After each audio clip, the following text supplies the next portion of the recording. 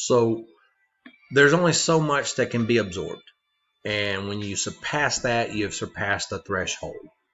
Usually in a normal, healthy diet, what gets filtered can get reabsorbed. But sometimes we don't eat like we're supposed to. We take in excess of one thing or another. And you can only remove so much in the time that it's there. Glucose has a value, and I reported it as 200. You might find a smaller value in your book if you look it up and such. Any extra shows up in the urine. So when you have extra solutes in the tube, you're going to have extra water in the tubes because water follows solutes. So your volume, your urine volume is going to increase because of that. So you can look at what's coming out of the body, and it gives you an idea of what's going on in the body. That's why a urine analysis is a very helpful tool. So by the end of the proximal convoluted tubule, all of the nutrients should be reabsorbed. Most of the water, a large portion of the bicarbonate, and then the ions are kind of half of them right there. Okay. Now, we're going to go to the loop. It's in the loop that we're going to kind of fine-tune the water reabsorption by fine-tuning the ion absorption.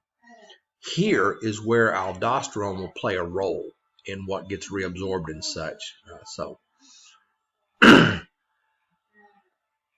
notice that the ions get reabsorbed in the ascending limb, and the water gets reabsorbed in the descending limb. So this is called a countercurrent, and it helps increase the reabsorption of the water. That's the importance of the loop. So you have these symporters once again, these special type of proteins, and they'll move sodium and potassium and chloride as a group, and all. So, and it'll do this on the limb that's going up, the ascending limb and such. And so this loop goes down into the medulla, then back up. And as the fluids are going down and back up, on the upside, you're removing the sodium and the potassium and the chloride. You're increasing the solutes. So on the descending limb, descending arm, the water wants to leave via osmosis. The longer the limb, the further time, the more water gets reabsorbed. Shorter one, not so much. So towards the end of the loop and moving into the distal convoluted tubule and such is under hormonal control, aldosterone and ADH. So the aldosterone encourages you to reabsorb sodium and all, and more aldosterone, more sodium, more water. So. And that's done with the principal cells. Earlier I mentioned it was in the loop. The aldosterone really is affecting these principal cells. ADH also affects these principal cells. So when ADH is present, okay, when it's present, then the cells are permeable. They express that aquaporin protein. When there's no ADH, when ADH is inhibited, they don't express the aquaporin protein, so they are not permeable and such. So water permeability in those principal cells is affected by ADH. Sodium in the osmosis of water is affected by aldosterone. So there's something that you drink, alcohol. Alcohol shuts down your production of ADH. When you shut down the production of ADH, your urine output increases. Increase alcohol, increase urine, and then that leads you to dehydration. So dehydration leads to blood viscosity, resistance, higher blood pressure. Most of the water is reabsorbed in the proximal convoluted tubule and the descending limb. Okay, and then the very first part of the distal convoluted tubule. That's most of it, 90% of it. The last 10% is under the influence of the ADH. So ADH affects water, not ions, not electrolytes, water. So that's your facultative water reabsorption. Things that you have excess amount, that too much of, or that you couldn't filter appropriately, these will then get secreted into the distal and into the collecting tubules and such. Potassium, acid, ammonia, creatine, penicillin, and other things, testosterone, anything like that you might have had. That's an active transport, requires ATP, but it does push it into that tubules and you excrete it. So you need to get rid of potassium because the heart is affected by potassium and such. So most potassium is reabsorbed, but if you have too much, then those principal cells will actually secrete potassium out. So, yeah. Acid, that's the proton right there, the hydrogen ions, that's your acid. And you know what the normal blood pH should be. Your body's pH should be 7.4. And so your kidneys help maintain that. If you drop too low, they will actually secrete acid into the urine. You can do a urine analysis, measure the pH of the urine, and it's telling you what the body is. If your pH is too high, it'll hold on to the acid to help bring the pH down. If your pH is too low, it'll excrete the hydrogens, but it will also hold on to the bicarbonate to help buffer the acid. And if it still is out of whack, the cells of the kidneys will actually produce bicarbonate. So if you go acidic, and you're always trying to go acidic because of cellular metabolism, the kidneys aid and help to maintain that normal of 7.4. Ammonia and ammonium, same thing. One's a gas, one's dissolved in a liquid and such, same thing as such. Very toxic, very toxic. The body in the liver converts these to urea, and then the urea travels to the kidneys and is excreted. Ammonia will get there too because it's traveling in the blood, and it will get excreted as well. So how do you make a concentrated urine or a dilute urine? Okay, so this is all how much water are you releasing. If you release more water, you get a dilute urine. You absorb more water, you get a concentrated urine. So making a dilute urine, it's easier for the body to do that. The filtrate, when it crosses the membrane into the capsular space, should have the same tonicity as plasma, your normal body plasma and such. As you move it through the tubules and such, you remove the ions, and so you absorb the water.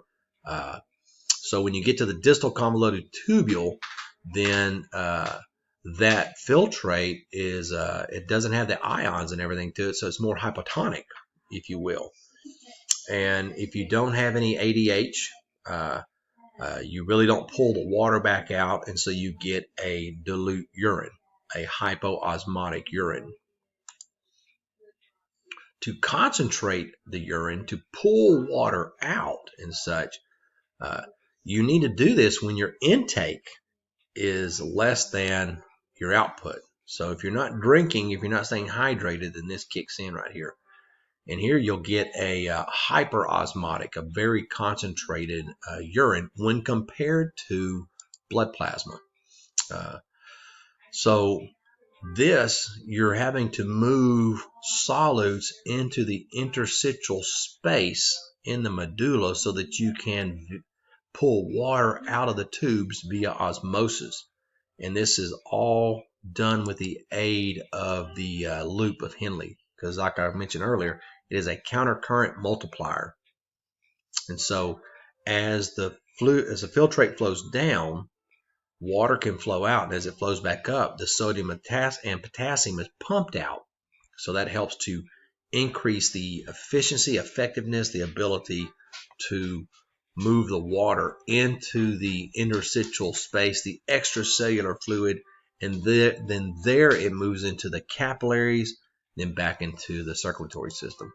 So now you can do several tests to check to see how well the kidneys are functioning.